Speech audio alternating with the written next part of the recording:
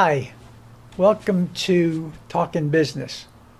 I'm Joe Catrambone, CEO of the Stewart Martin County Chamber of Commerce, and I've got Kyle Greene with me today, who is truly an entrepreneur in the true sense of the word entrepreneur. And I have a rap sheet on him that's 2 pages long, which I'm not going to go through. Kyle's here to talk about Kyle. So Thank you. rather you talk about you than me because you know more about you than I do. So, Kyle, I need you to tell people what you're doing, where you've been, how you started chopping vegetables. Sure. If you would. Should I start at the beginning? Sure. First off, thank you for having me. It's great to my be here. pleasure. Yeah, it's thank you. it's very humbled to be here. So it's good to participate. So my career started. It started early on when I was actually in middle school. Yeah. So my dad he was a partner in a boat lift manufacturing company here locally, and over the summer. He put me to work, because I was always like, hey, in a couple of years, I'm going to be able to drive and get a car. And he just looked at me and said, yeah, how are you going to pay for it? I said, oh, I don't know that part, right? And so he broke like every OSHA law in the book and put me in there in the summer, with drill presses and cable cutters and all kinds of cool stuff. And he said, you're not going to get any special treatment. Just get in there and work. And if you don't do a good job, you're going to get fired. And I said, oh, well, I can't, I didn't want to let him down.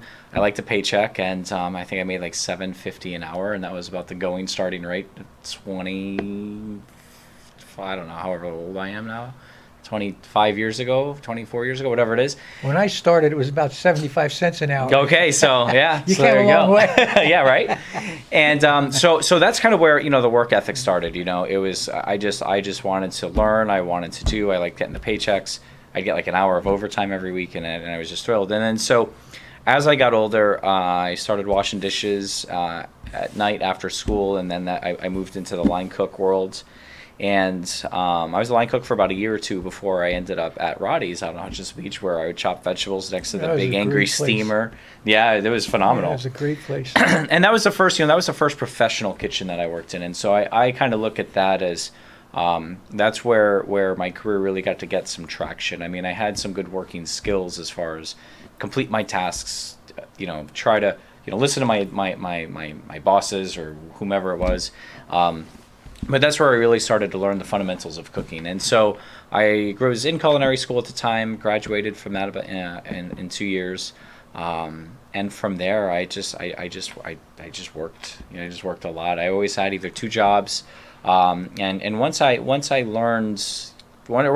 that I learned what I needed to learn at that organization, it was time to take the next step, either within that or going into another company to learn what they did. And so in 2006, I partnered with the chef from Roddy's, and we opened our first restaurant. I had no business opening a restaurant whatsoever. I was way too young, but we opened, and about a year into it, I took over completely. Ran it for another 2 years, and with the recession hit, and we just, I wasn't experienced enough or educated enough, and I closed. We went out of business.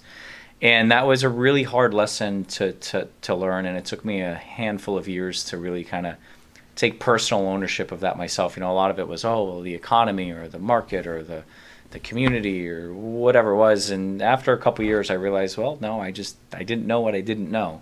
And I learned that I worked with Emeril Lagasse down in Miami Beach. Wow. I got to work at Smith & Wollensky down there. Came back up north, worked at Capitol Grill in Palm Beach Gardens. I actually switched careers for a little bit and went the financial advising and life insurance route. And I learned a lot. I didn't enjoy the salesman aspect of it. I like when the guests come to me and say, "Hey, here's my money. We want the steaks. Yeah. We want the wine. Yeah. We want that martini." Versus, "Hey, you really need this life insurance," which is valuable, but I didn't. That part was just challenging, especially when you're trying to pay your bills on that. And still a great industry, but from there, that's when I decided to get back into my roots, and that's where I was the chef over at Ballantrae for about 9 or 10 months before Pietro opened in the Roddy's.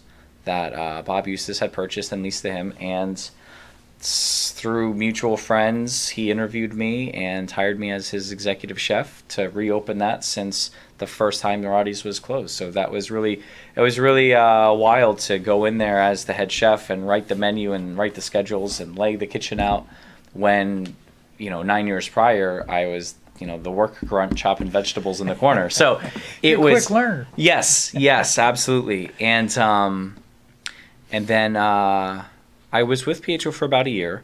And then I left and I went back with Darden, which owned Capital Grill, and I got to spend time with their sister company, Eddie V's, for about 2 years, and Yard House for another about 2.5 years. And it was great. They sent me to San Diego, and I was out there for 2 years, and then I was back in Boca, and I got to travel all over with them. And then when I found out Pietro was going out of business, I reached out to Bob, and I said, hey, Bob, remember me? And that was coming up June 8th of 2017. And he said, yep, sure do. I remember you, and I like your plan, and give it a shot. So with that being said, here we are almost 6 years later. So that's kind of what we've been, what I've been doing. And in the grand scheme of things, that's pretty quick. It is. It really definitely is. To be where you are now, from chopping vegetables, and then in the insurance business, which Sure. I've been there, done that. Yeah, it's not for everybody. I'll tell you that. Oh my gosh, but this insurance is an interesting business, and I was selling whole life, mostly. Yeah. And you're selling. The husband doesn't want anything to do with it. The wife wants to sign Yeah. here. The husband's got. Absolutely. That's a frustrating business. So, I usually start out with people saying, how'd you get to Martin County? I mean, we're a Sure. little blip on the map, So Sure. were you born here? I was born in Cleveland Clinic when it was Martin Memorial. I grew up in Port St. Lucie, right off of Floresta, over by South Bend area, and I actually went to the Pine School when it was off of 10th Street, when it was called St. Michael's. Oh yeah, So I went remember, there. yeah. I went there for elementary school, and then I went to a Morningside Academy in Port St. Lucie for middle school, and then Centennial for high school. And my grandparents, they had a house right off of Periwinkle in Sewell's Point, which oddly enough I live like right around the corner from that now, so I drive by it every other day, and I remember because my father and my grandfather, they physically built that house. They were in construction when they came down here in the 80s for the construction, the first construction boom we had. So I was born and raised here, and I've always kind of looked at myself as almost like a child of the two counties, because I had friends in Martin County, I had a lot of friends in St. Lucie County. I kind of knew my way around Stewart better than most people that grew up in St. Lucie, just because there wasn't, unless we were going to downtown Stewart for a parade or the Stewart Beach, we had no reason to go there because we had everything else at Port St. Lucie. So I kind of just always kind of blended those lines. And so after having lived in Miami, Orlando, San Diego, Palm Beach Gardens, this is just, it's home. I grew up here, and Yeah, it's a great- my it is a great my mother place. lives up on the beach in South Beach, up in Fort Pierce. So it's home. It's great. I love it. And oddly enough, COVID offered us a lot of opportunity for our growth and our expansion, because it provided the restaurants that came available. I'd say 2 or 3 of our restaurants came available through COVID. And so we took advantage of the spaces were closed by the time we got to them, but we took advantage of the accessibility of them. And then one of the things that really was important to me and spurred our growth was to be able to replace those jobs that the hospitality industry lost. I think in our area alone, at the peak of COVID, we were down maybe about 1,100, about 1,400 hospitality-based jobs. And I know we've gained those back now, but we added our own about 250 jobs over the last couple of years. Yeah. At all levels. That's Yeah. phenomenal. But, COVID, the hospitality industry, I think, was the hardest hit. It was the hardest hit, and it was also the hardest rebound, in my opinion. Well, you should know. I mean, Yeah, yeah. you're in the midst It of was it. wild. So, what have you got going now? Let's talk about what you're So now and what you got coming in the future. What we have anything? coming in the future. Yeah. So now we have 4 restaurants that I own. Obviously, the one on the beach where we started. We have Oak and Ember out in Port St. Lucie. Great place. Thank you. We have Kyle G's Oyster and Wine Bar out in St. Lucie West. And as you know, we just opened the Oak and Ember in downtown Stewart, which has been fantastic.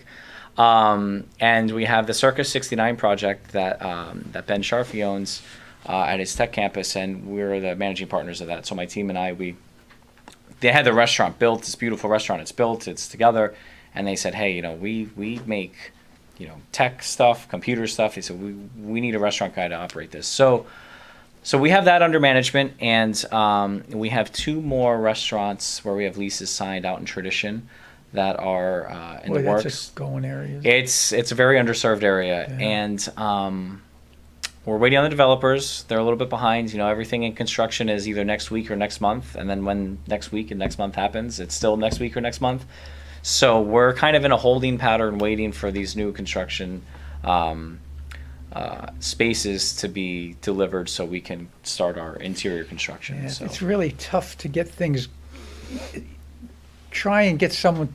It took me 3 months to get somebody to come to my house to do something. Yeah. It's really difficult. yeah, times. and it seems like what their biggest holdup is the additional electrical panels. The 600 amp electrical panels that's just yes. been So supplies are Yeah. are the biggest issue, not labor. correct.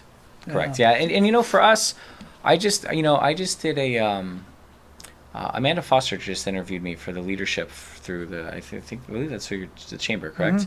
And she had picked me to do her study on, and she had asked, how's the labor been? And we really haven't had a labor shortage even since the reopening of COVID. I mean, we've done a really good job at retaining our team, at attracting great people. Our compensation and benefits package is equal to the Fortune 500 company as far as our industry goes. That's why you retain Yes. employees. People don't get that. No, they don't. No, It's just they don't. It blows my mind. If if you retain them and you treat them well, and you have benefits and incentivizations for them, and not just that, but a good working environment. If they're treated with respect, if they're allowed a little bit of autonomy, they don't leave. That means you don't have to keep hiring and training and finding new people. Till the end of time. So, what's happened is with a lot of our competition, whether it's locally or just what we see in the industry, because I'm really involved with the FRLA at the state level, is people are just hiring and they say, well, we need 6 people and we just need them to show up and breathe and we'll figure it out later. And what happens is their top performers don't want to work with those folks, right? They don't want to work with the underperformers. So they say, well, let's go to the people that are doing it the right way. And so that has been our best pipeline is, hey, if we can get the top players from some of the other restaurants to be interested in coming and joining us, we're going to have a team of high performers, and then that leadership and standards just continue to self-reinforce. So many people don't understand the cost of a learning curve.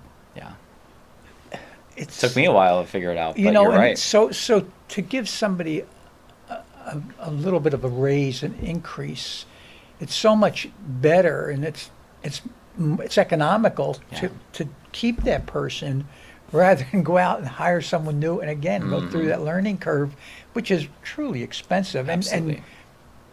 And learning curve, depending on the industry, could take years. Absolutely. So people just Absolutely. don't get that, how important it is to retain your help. And it's, I'm blessed with our staff at the chamber. You guys have an know. amazing team. Yeah, You really do. Yeah, and we've got over 150 years experience. Yeah. And so yeah, I don't have a turnover, but we try and provide a good work environment and treat people right and with respect, and so that's so important. That's the key. Okay. Oh, it is for sure. So what you're living in Martin County? Yes, I live right around the corner from Benihana's in Sewell's Point. Okay. So and you have children? Yes, 12-year-old stepdaughter, and she'll be 2 in June, little baby girl. Oh, nice. Yeah, she'll be 2 at the end of June. That's great. Anything that we haven't covered that you might want to talk about before we sign off? I don't think so at this point. I think, what we're working on is just, continuing to be committed to our team, our community, and our mission statement, which is serving smiles one plate at a time. So Well, you live up to that. So thank you. Thank you so much. I appreciate it. you. Thanks for the time. Yeah, thank you. Of course. So happy you took the time to come here. My Thank pleasure. you.